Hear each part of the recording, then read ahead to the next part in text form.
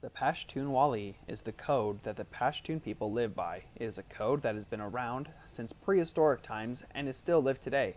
Translated, it means the way of the Pashtuns or the code of life. The Pashtuns are an ethnic group that live in Afghanistan and northwestern Pakistan. On the map, the blue-green highlights are the areas where they live in both Pakistan and in Afghanistan.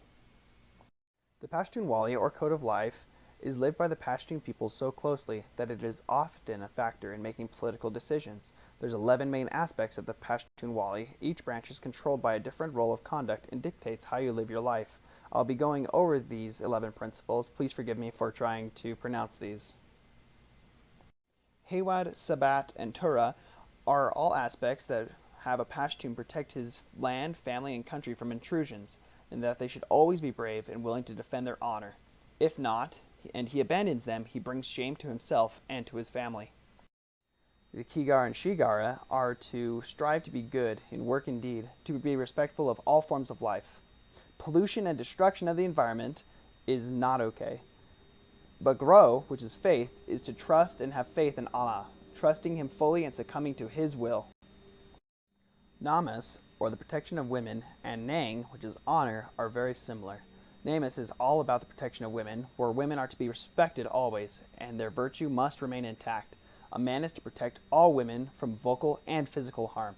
Nang is honor, where a Pashtun must defend the weak and those that are around him.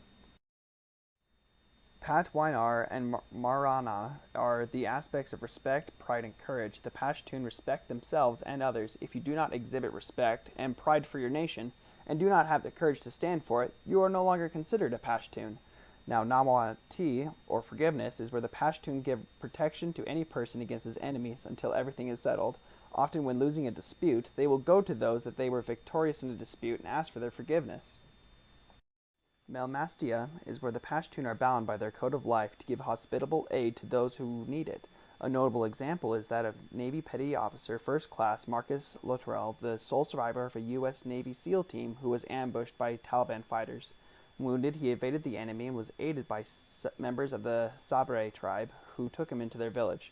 The tribal chief protected him and fended off attacking tribes until word was sent to nearby U.S. forces. This is shown in Mark Wahlberg's new movie, Lone Survivor. But Badal is revenge and seeking justice. But there is not a time limit on when you need to take your revenge, and it often does not end in bloodshed. But occasionally there can be blood feuds between families from something that happened long ago, much like our American Hatfields and McCoys, which did end in bloodshed.